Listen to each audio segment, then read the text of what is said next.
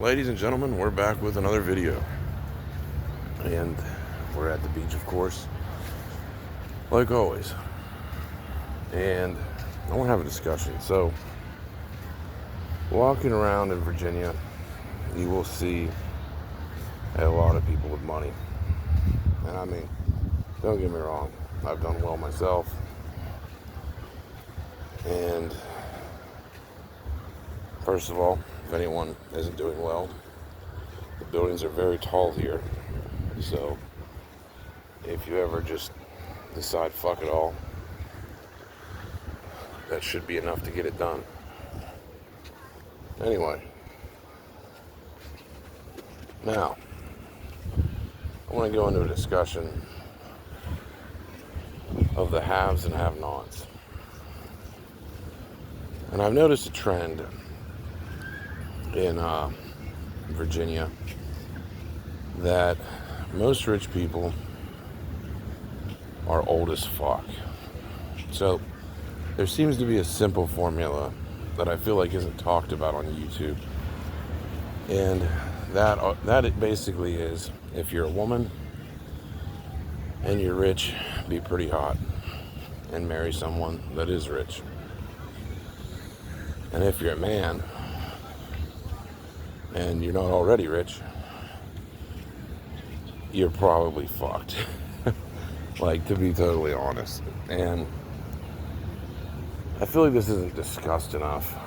So I talked to a few rich people. I almost kind of wanted to like interview some of them and use that for the channel, just to, so it isn't like everybody's listening to what I say. It's interviewing other people with money and seeing what their journeys were, and not just my own. You guys have heard my journey, fucking with real estate and cardboard, the probably the two hardest fucking ways to make money.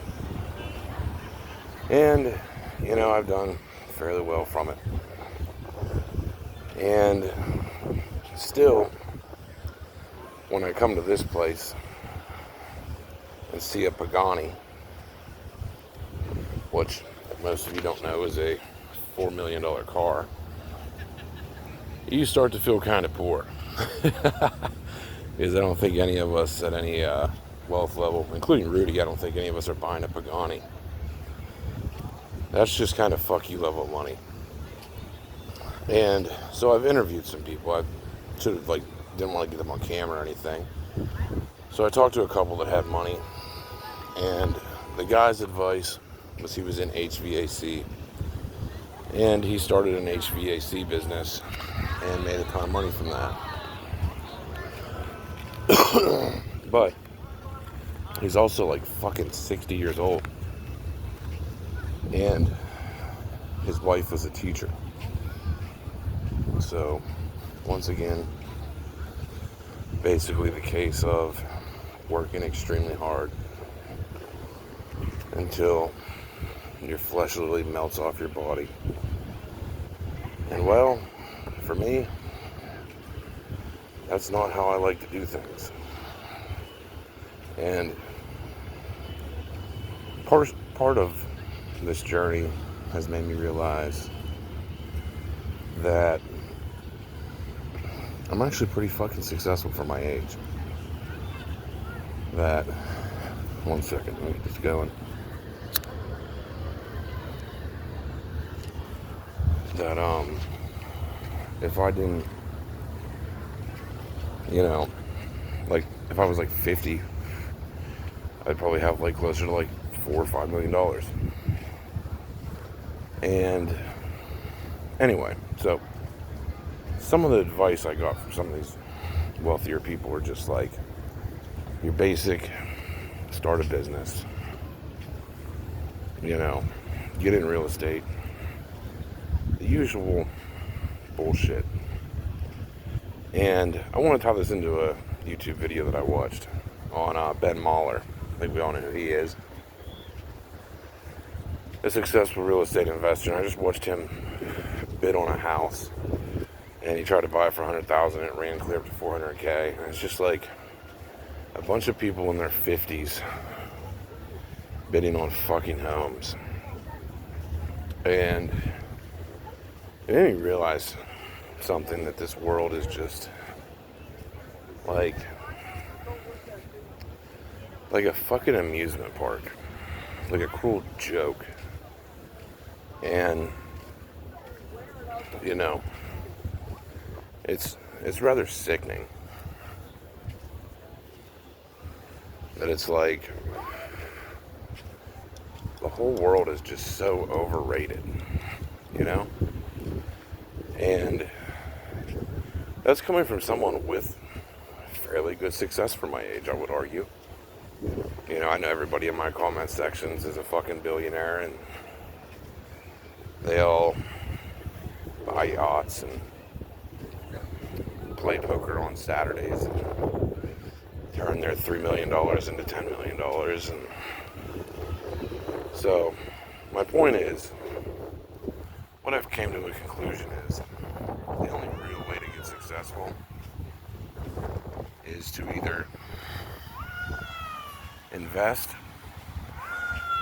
scam people, be hot, or gamble really fucking risky. And the gambling risky part, I don't recommend. It's not a real way to make wealth. But the investing part, yes. It can be good. But it can also be bad. There can be some downturns in the cardboard world. We haven't seen a downturn in quite some time now. And going back to like old Rudy videos that I was watching the other day, he was talking about investing in real estate in a house that he bought. Almost a similar story that happened to myself. He paid like 138 grand for a house, and it dropped to like 70 grand in 2008. And I'm not saying a similar thing happened, but actually the reverse thing happened. At one point I bought a house for 60 and sold it for closer to that 130,000 range. So I mean, I got to experience the uptake of the real estate market multiple times in my time of being on this earth. I got lucky, and I really never had to experience any downtake. So where I'm getting at with this video is life is like an elevator, and you're on it, and it constantly wants to go down, and you're trying to make it always go up. And the sad reality is, if that elevator goes down on just one of your investments, you are almost single-handedly fucked. And you can prepare as much as you want, but eventually, when you start to work with hundreds of thousands of dollars, that is going to happen at one point. And luckily for me, that hasn't really happened yet. I have that fear in the back of my mind that eventually I won't be so lucky, you know? Eventually, I'll lose my ass on something. And this gets me to my next point in my video, is that when you talk to rich people, you get mostly the worst free advice ever of, I worked really hard for a really long time. You know, and well, that tends to be just about the story. And in this world,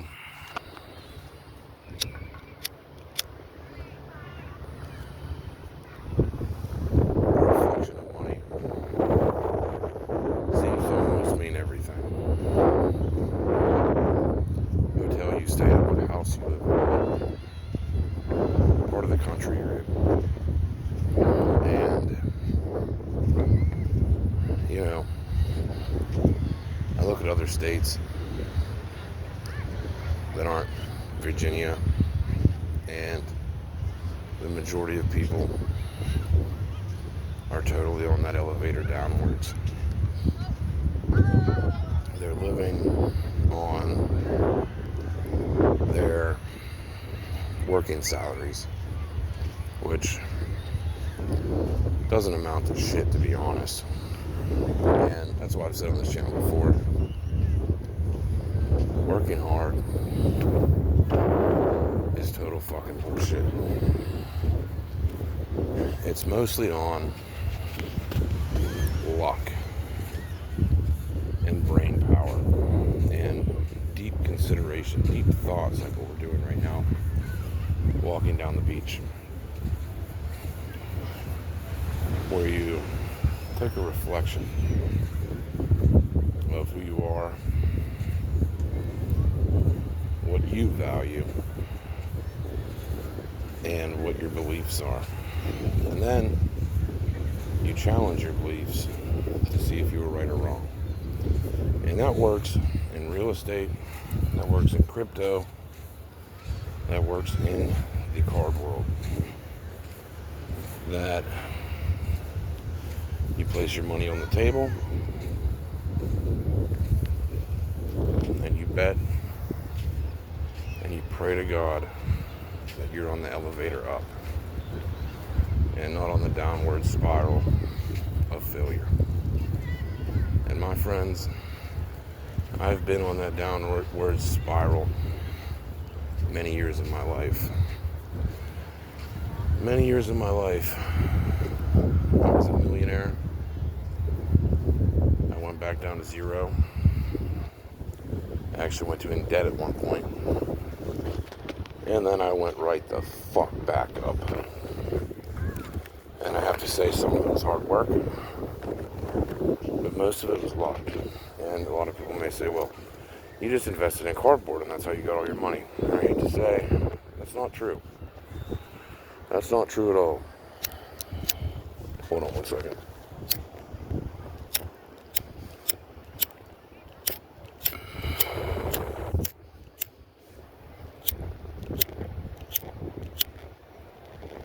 Holy fuck. Anyway. So a lot of you may say, well, your money was made in cardboard.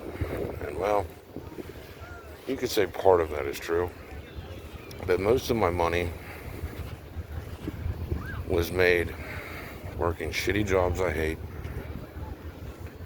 Hold on.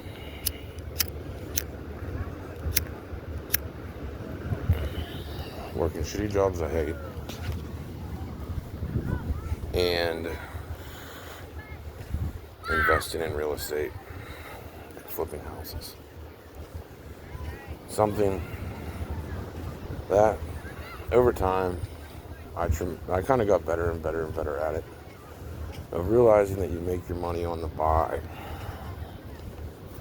not when you sell. And that is so true. But I will say that even when you hit the point that you want to hit in life, it's never enough. The greed monster always kicks in and says it's not enough. You see someone with a Pagani, and all of a sudden, $1 million doesn't sound like that much. And you have to check yourself back into reality and say, well, I remember when I was broke. You know what I mean? And you check yourself back into the reality hotel and you realize that, you know, you're always one step away, no matter how much money you have, from being broke. And it's a very fine balance. And when you hit that point, it's very devastating when the party's over, when the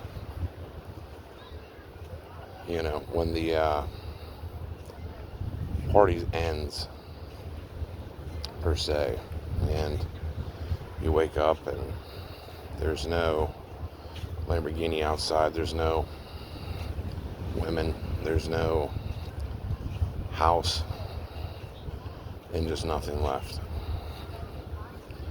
And at the end of the day, we all just are here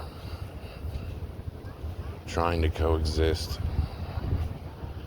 in a shit bubble that really wasn't made for us. This whole race of life wasn't really made for us in the first place, you know? That most of us have to accept that we're never going to own a Pagani. We're never going to own a Lambo. That, quite frankly, most of us are lucky to just own a home. Or a couple homes. Or a nice collection. And that even when you hit success, there's really not much that genuinely makes you happy. And that's regardless of how much money you have, be it rich or poor. I'll say at both points in my life. I really took a look at myself and I said, I'm not really actually happy. You know, but not having money, I wasn't happy because I didn't have money. And having money, I'm not really that happy either. That I still feel like it's all just a waste of time. That we're all here for some greater purpose, a greater good. What that is, I don't know. Is it God? Is it, family? Is it music? Is it drugs? What is it? And I've realized that's a decision you have to make of what you're actually here for. Are you here for money? Because I'm telling you, once you get money, you never get enough of it. And it's just an endless cycle that you always want more. And it's just a giant shit show. Like a roller coaster that we're all on of misery. And we can't really just die, like we can't just give up because we don't know where it ends. And it's like when you walk to one end of the beach to the other and you finally hit the end of the beach and you've discovered a few different things you didn't see before, like a video game, and you say, wow, I've discovered everything. I've walked from one end of the beach to the other end of the beach. And I know what's here now. And I feel like we're all doing that in life right now. As we all walk from being broke as fuck to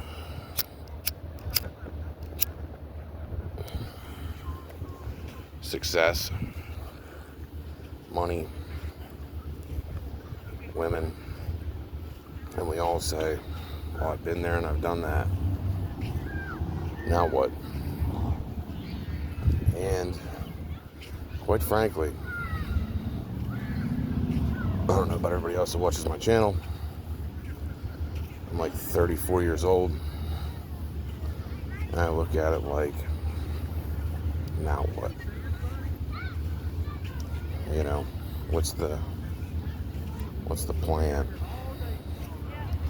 Is it just grow my money into more money? Is it just continue to grind? Or is it something deeper? Is it a desire to go farther? But for what purpose? For what sacrifice? for when we all die, we end up right here in the sand. And time is like sand, just slipping away, slipping through our fingertips.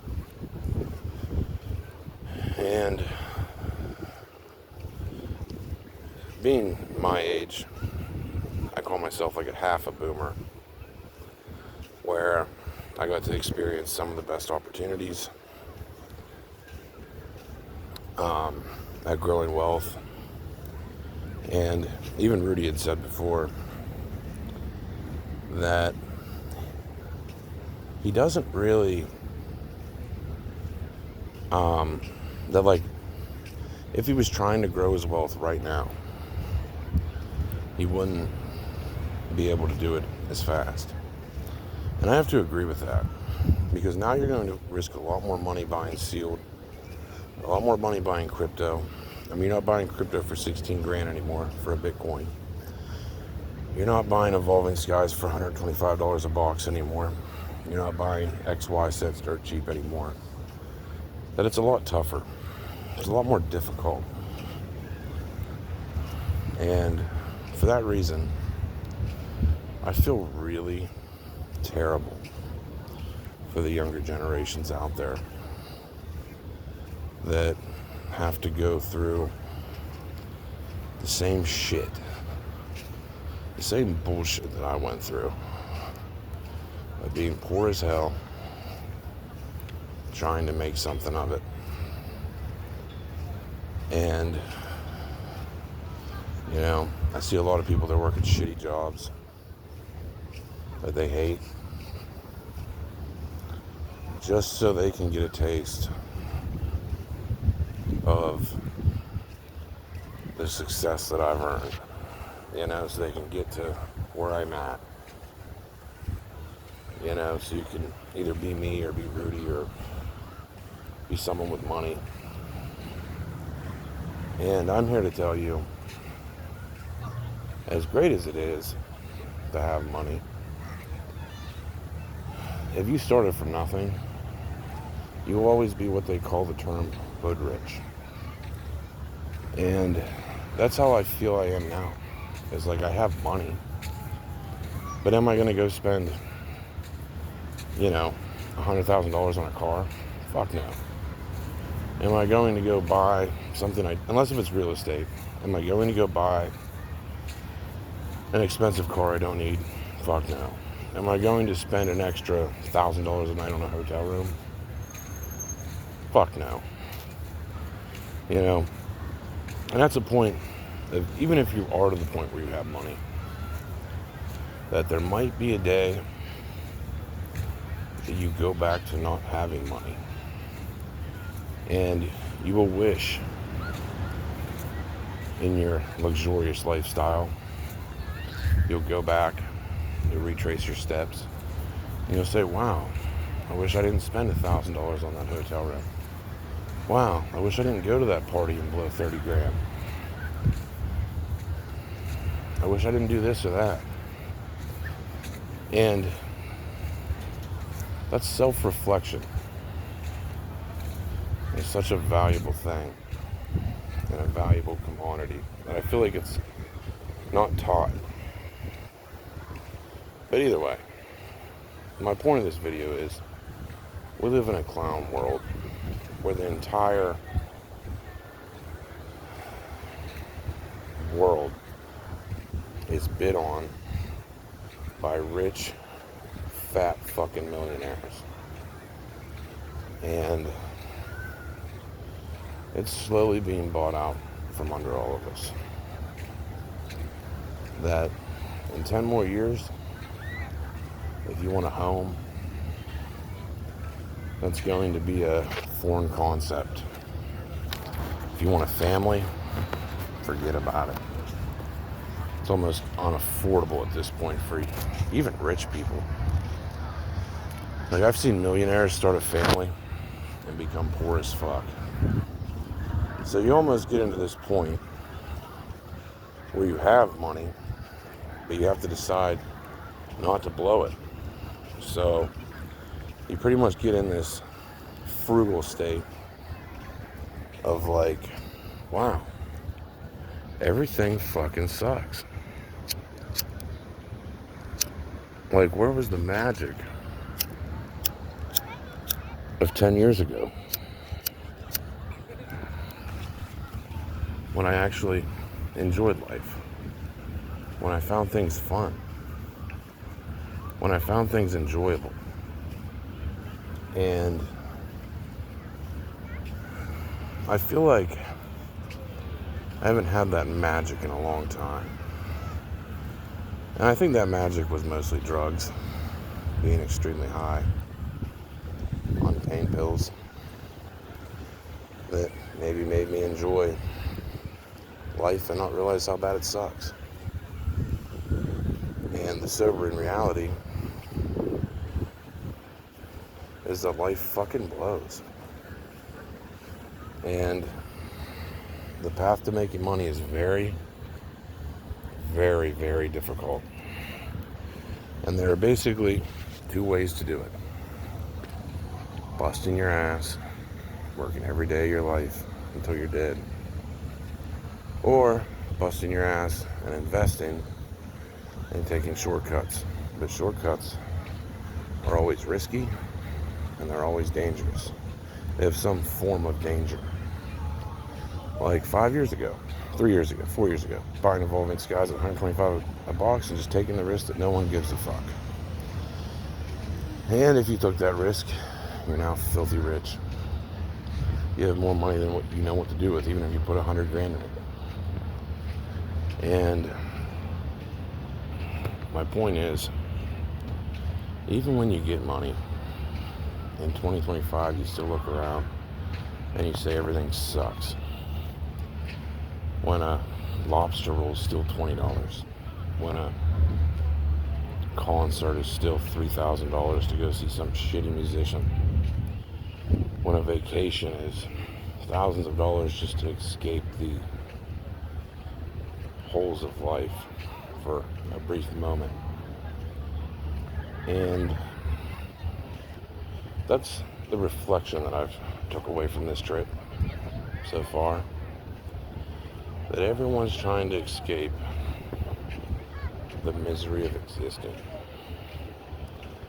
And no matter how much money you spend, how much money you earn, you still have to exist. You still have to go home. You still have to pay your water bill. You still have to pay your electric bill. You still have to get that phone call from family members reminding you of something you forgot about. And you still have to exist. And I think we all try to escape that. We all want to escape that by buying a nice car, buying a nice house, buying whatever people buy, alcohol, drugs. We all just want to escape for that brief moment. And when we finally do escape for those brief moments, it reminds us how miserable existing really is at any status level. That we all have to come home to either a bitchy wife, a property that needs shit, or the sand on the beach needs moved again. We all have to come back to moving that sand. And it gets tiring. You know, none of us want to move sand forever. We all want that shortcut. And I'm here to tell you, finding that shortcut is like finding a needle in a haystack. And no matter what, you'll still have to come home